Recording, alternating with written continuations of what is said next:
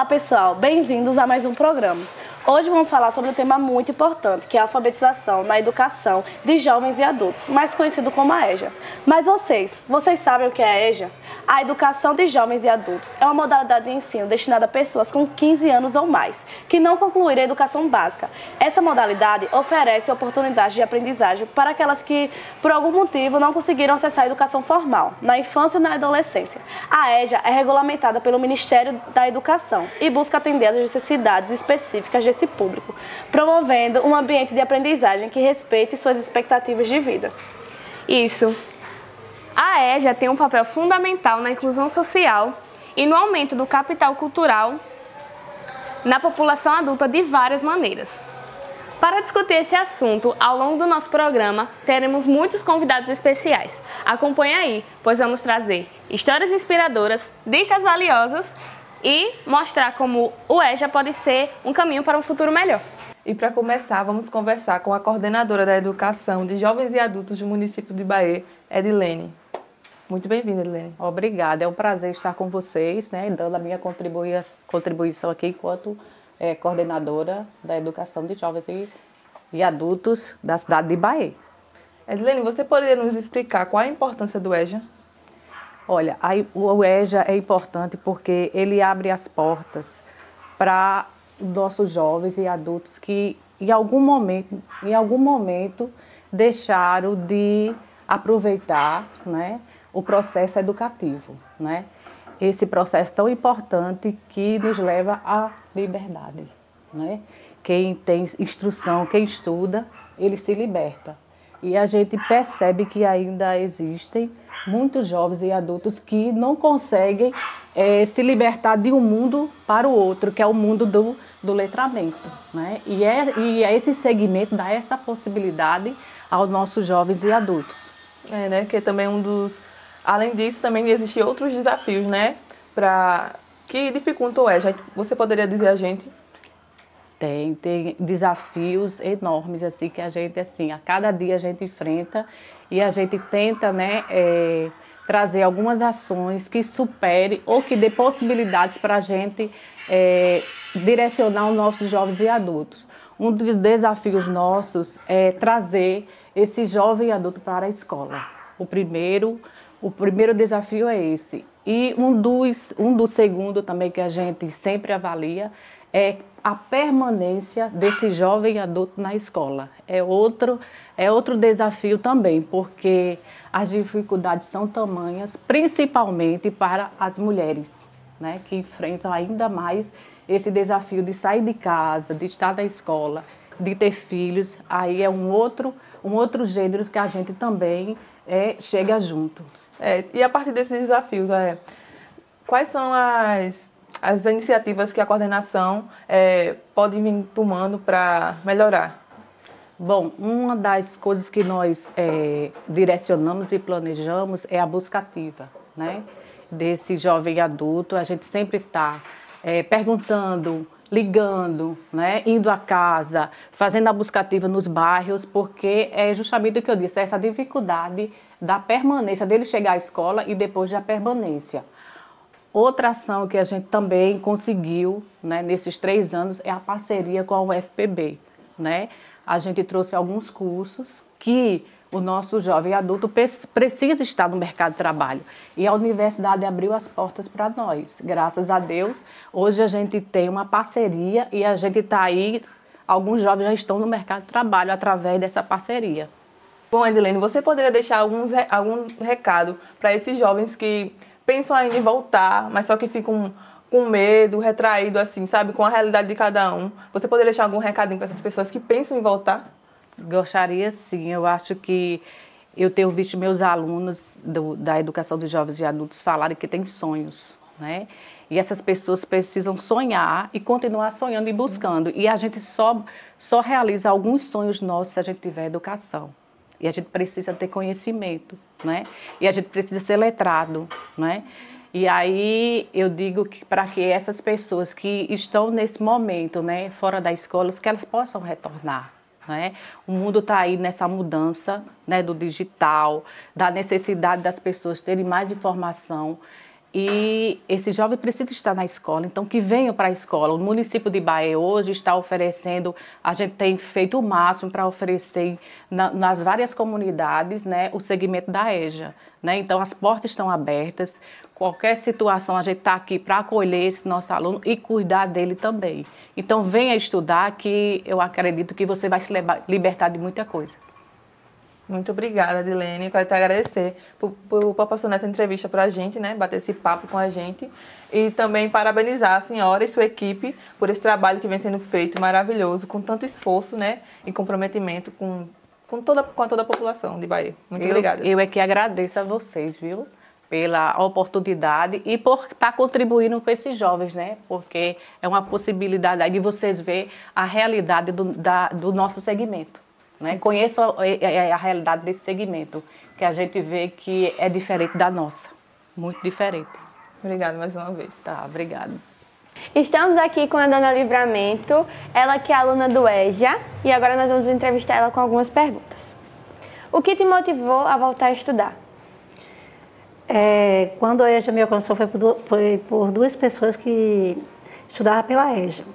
Então, ali eu tenho uma igreja, uma obra social, um trabalho social na comunidade, que ali se torna era na época umas 80, 100 pessoas. Hoje está umas 50 pessoas que ali eu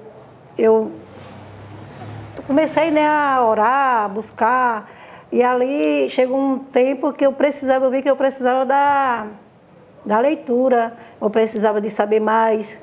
E ali eu me surpreendi quando eu vi essas duas pessoas que estava diferente, porque eu tinha alcançado eles, ele não sabia de nada, nem de ler nem de escrever.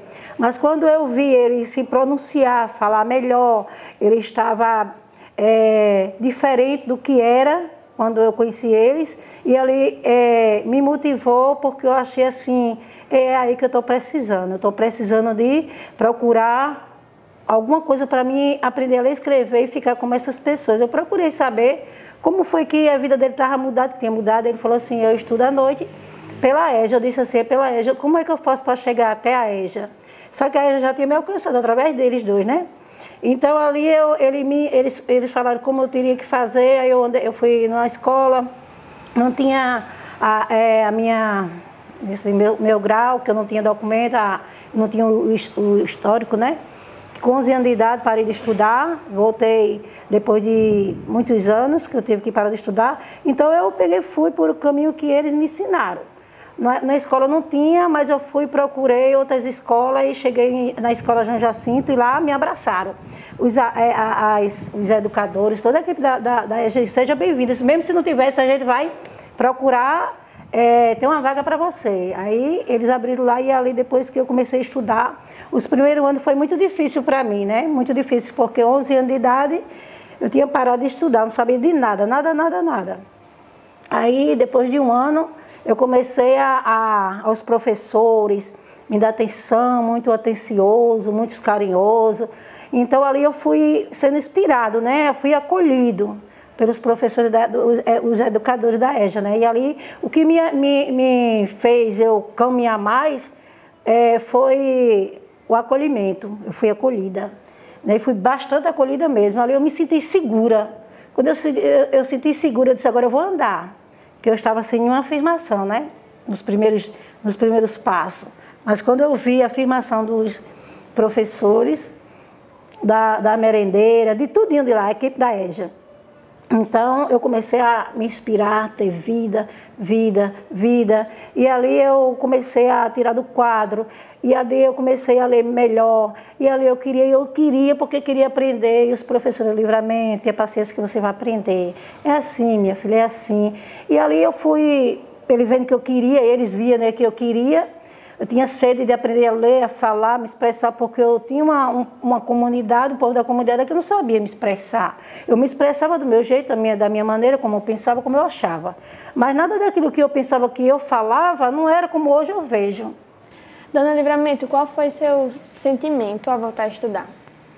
O meu sentimento ao voltar a estudar foi nova vida, nova esperança. E eu descobri que Os meus projetos eles só iam ser realizados com a educação da EJA.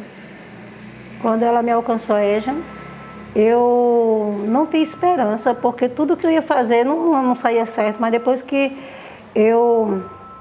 a EJA começou ali a me capacitar, né, ler e escrever, e ali eu comecei a ver a diferente, eu comecei a entender diferente como é que nós temos que viver, porque quem não tem estudo não entende nada.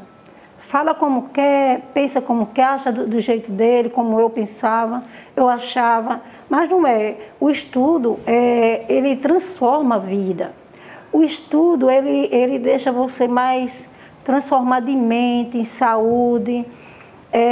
Muitos projetos, sem estudo, você não consegue realizar seus sonhos.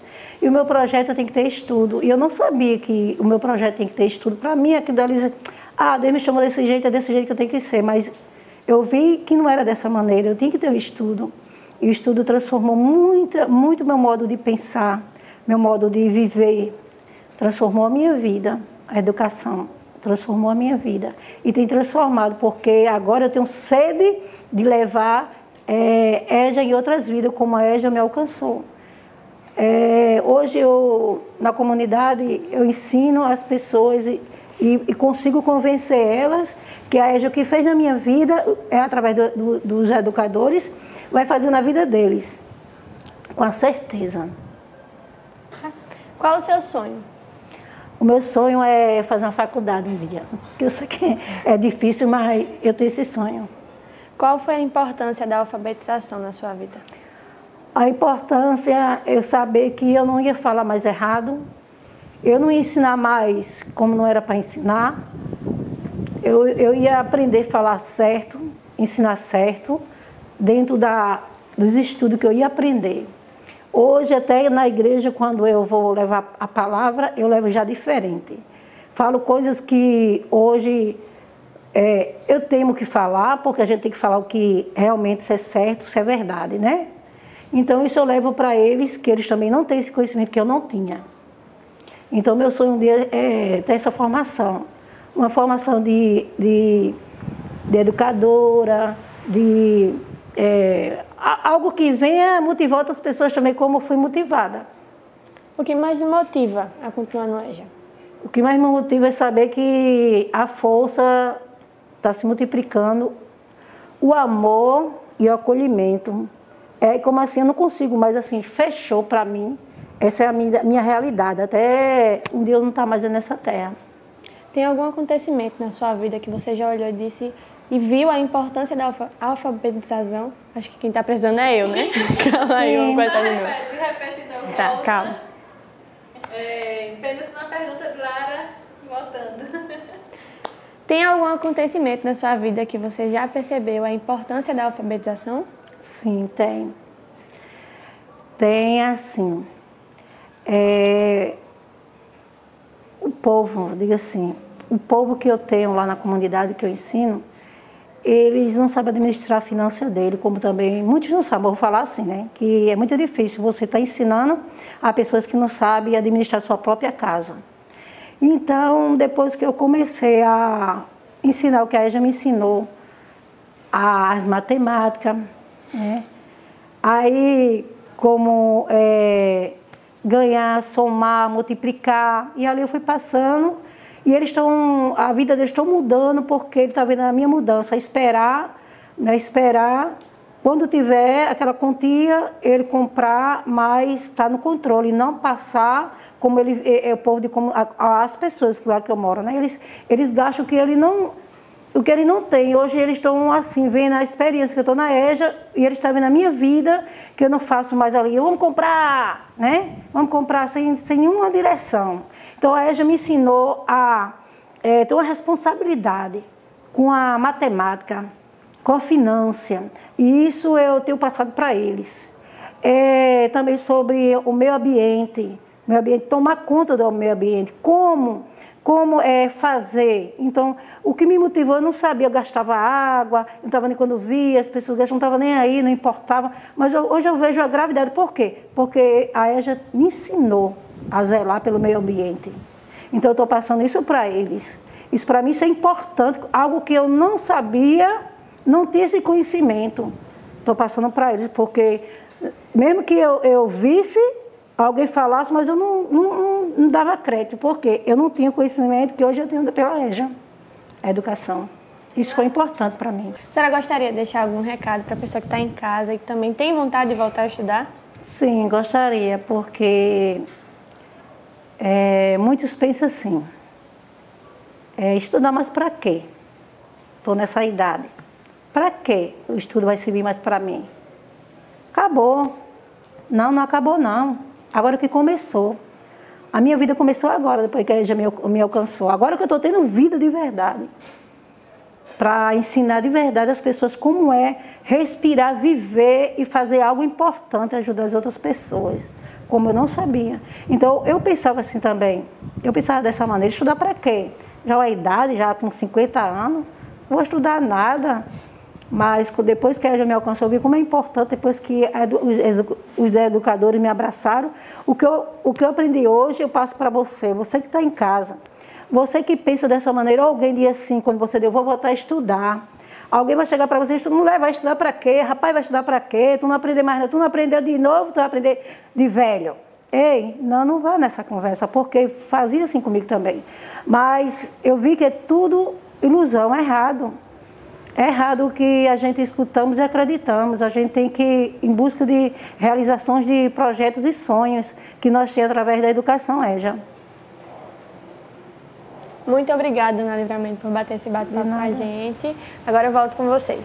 A EJA traz a inclusão social, o empoderamento pessoal, melhorias para a qualidade de vida, desenvolvimento da cidadania, flexibilidade e diversidade, além da resiliência e superação na vida de todos que participam desse processo. Isso mesmo, e desempenha um papel crucial na construção de uma sociedade mais justa e igualitária. Ao oferecer acesso à educação para todos, independente das circunstâncias passadas, ela abre portas para um futuro promissor e digno.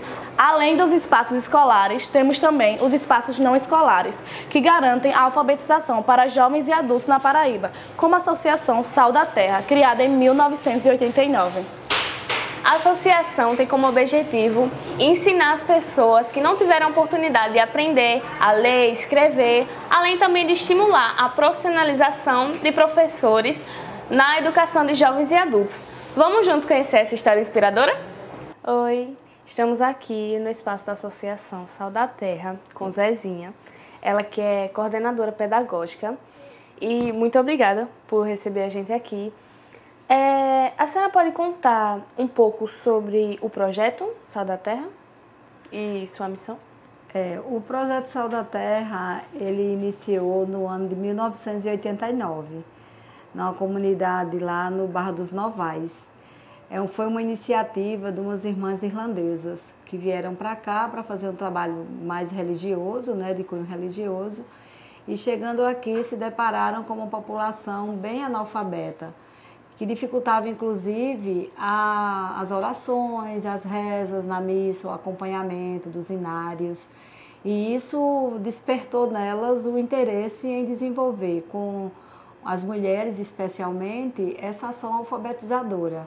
Lá naquele ano longe, né? Iniciou com 3 salas de aula e daí para frente não parou mais. Então, essa foi a iniciativa. Eu iniciei o projeto não nessa época, em 99, 10 anos depois. Eu cheguei, o projeto já tinha 10 anos de ação, mas como eu também atuava em outro projeto de alfabetização de adultos, e a gente tinha um elo comum, que era o MEB, Movimento de Educação de Base, vinculado à CNBB, a Confederação Nacional dos Bispos, e foi assim que a gente se cruzou. Eu fui solicitada a coordenar um pouco essa ação, levantar na Paraíba quem desenvolvia a ação de alfabetização, e aí encontrei o Sal da Terra, né? E achei uma experiência muito interessante, e na conversa nossa, numa reunião que teve em Recife, do MEB, acabou que Kate me fez o convite para eu conhecer, e eu acabei conhecendo e ficando e me turmando, e estou aqui até hoje. Que bom.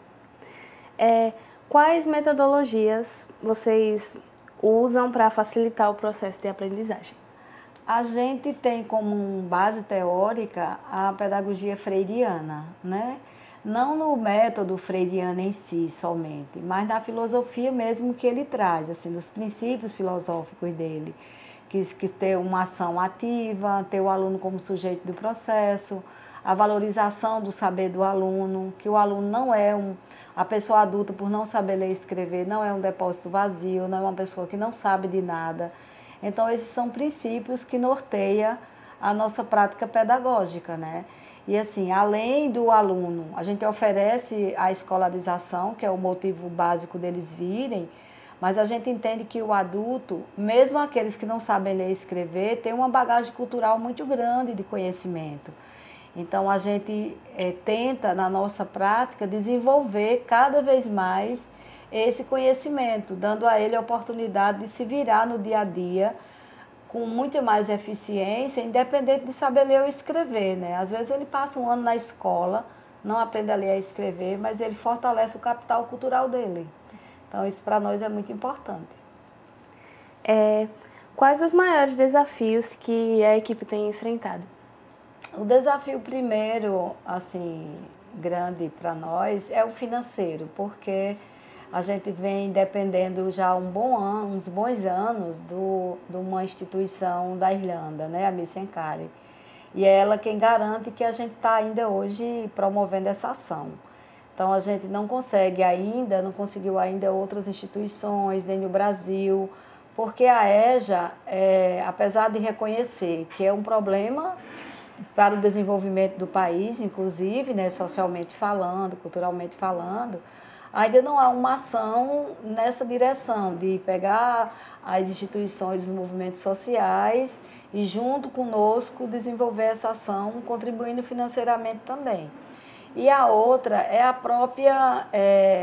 o próprio aluno, que ainda não acredita muito nele, não acredita que ele não aprende mais, nem ele vê a escola só como um espaço de aprender a ler e escrever, e não como um espaço de conhecimento, que a partir dela ele vai adquirir muito mais segurança, muito mais conhecimento para lidar com as coisas do cotidiano, né?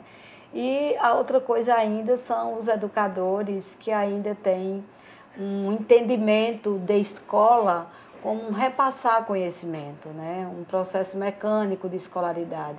Isso para nós também é um grande desafio, formar educadores que mexa com o pensamento e entenda que o aluno adulto ele é um ser cultural, social, que economicamente se vira e que precisa ter uma outra realidade na relação ensino-aprendizagem com ele. Então, esses são nossos desafios, mais ou menos. A senhora podia compartilhar uma experiência marcante que viveu durante o projeto? Sim, a gente tem experiência. Para nós, mais diretamente, os professores, né? A gente, no início, recebia muitas pessoas da comunidade sem formação específica, que ainda hoje a gente tem essa clareza que é importante isso. Então, já tivemos professores, quando eu comecei, tinha 2 professoras que elas tinham o ensino fundamental, né? E aí, a partir da experiência nossa, elas sentiram a necessidade de desenvolver a ação de escolaridade delas mesmas. E uma delas fez o ensino médio no magistério, fez pedagogia e fez especialização. Então, assim, ela é um exemplo, mas, assim, seguem-se vários outros nessa direção. Então, quando a pessoa vem para nós com o ensino médio, que hoje a gente espera que todas tenham pelo menos o ensino médio, né? E ela se identifica com o ser educador, com o processo de ensino e aprendizagem, ela percebe que tem lacunas que ela precisa preencher. E aí ela começa a buscar, tanto na universidade pública como a privada, concluir a formação dela específica na área. Então, assim, esse para nós é um grande ganho, um grande ganho.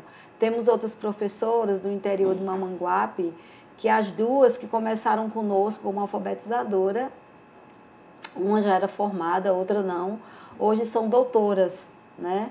E a dissertação do mestrado de ela fala do quanto foi importante a formação do projeto Sal da Terra para essa carreira que ela trilhou academicamente. E os alunos, então, é a perder de vista, né? Porque dentro dessa perspectiva do capital cultural, aquela aluna que chega para nós e diz assim, hoje não tenho medo de pegar um ônibus e vir para a cidade, que mora no bairro. Vim para a cidade é vir para o centro de João Pessoa, né? Aquela que tem uma quitanda em casa e que não sabia anotar, vender fiado, passar troco, e ela passa a ter essa autonomia de saber o que a pessoa deve, fazer a conta, não ser enganada. Então, para nós, isso é uma riqueza muito grande. Aquele que, quando a gente estuda o corpo humano, ele passa a conhecer melhor o seu corpo, o funcionamento, sabe? O que são os órgãos, onde estão. Serve para ele num médico, para ele ter mais consciência corporal. Então, são tantas coisas que, para nós, é um capital cultural indefinido, assim. Indefinido não, infinito, né? De tanto exemplo que a gente tem dessa riqueza. Ele pode até nem ter aprendido a ler, a escrever fluente, mas ele adquiriu tanto conhecimento que ajuda ele no dia a dia, no cotidiano. Agora, nas eleições, a gente discute o processo todo, não indicando candidatos, mas tentando conscientizar o que é o processo, o que é a responsabilidade, os direitos e deveres. E eu tenho certeza que muitos deles já não são mais aquelas pessoas ingênuas, né? Imaturas que era antes da escola. Então, isso para nós é o que nos faz continuar, apesar das dificuldades. Sim. Para finalizar, que mensagem a senhora gostaria de deixar para aquelas pessoas que estão nos assistindo e que pelas adversidades da vida não conseguiram se alfabetizar e têm vontade de retornar, mas têm vergonha ou receio? Infelizmente, aqui no Brasil, esse rótulo, até um carimbo mesmo, de que a pessoa que não sabe ler e escrever não sabe de nada, né? Que isso é a maior ignorância de quem ainda pensa assim, não sabe de nada. E às vezes as pessoas deixam de dizer que não são escolarizadas ou que não têm a saber ler e escrever, porque elas se sentem diminuídas. Então, pegar na comunidade, por exemplo, uma pessoa que organiza a missa, os inários, que faz comida, que faz trabalho doméstico, que é uma pessoa assim reconhecida, que tem um capital enorme socialmente e culturalmente falando. Aí ela tem vergonha de pegar um livro e ir para uma sala de aula da EJA. É como se ela se sentisse que as pessoas já não vão olhar mais ela com qualificação, porque ela, até então, a pessoa que não sabe ler e escrever não sabe de nada. Então, eu digo a essas pessoas que esqueçam isso, que se elas têm potencial e sabem fazer muitas coisas, vão só melhorar esse fazer aprendendo a ler e a escrever, né? Não tenha vergonha, siga, vá, busque, procure e aprenda a ler e a escrever, porque só vai acrescentar para elas. Sim, com certeza. Muito obrigado por nada, foi um ter prazer. batido esse papo com a gente, por nos eu receber espero ter aqui. Contribuído com Sim, você. com certeza. Então tá. Muito obrigada e volto com você. É incrível presenciar como a alfabetização transforma vidas. Como contribui não só para a formação educacional, mas também vai muito além. A educação é um direito de todos e juntos podemos fazer a diferença. A alfabetização é apenas o primeiro passo rumo a um futuro melhor. Agradecemos e parabenizamos a todos que estiveram conosco nesse programa. Até a próxima! Até a próxima, pessoal! Continue nos acompanhando nas redes sociais. Nosso Instagram é o @papodejovempb e no YouTube é @papodejovem. Tchau!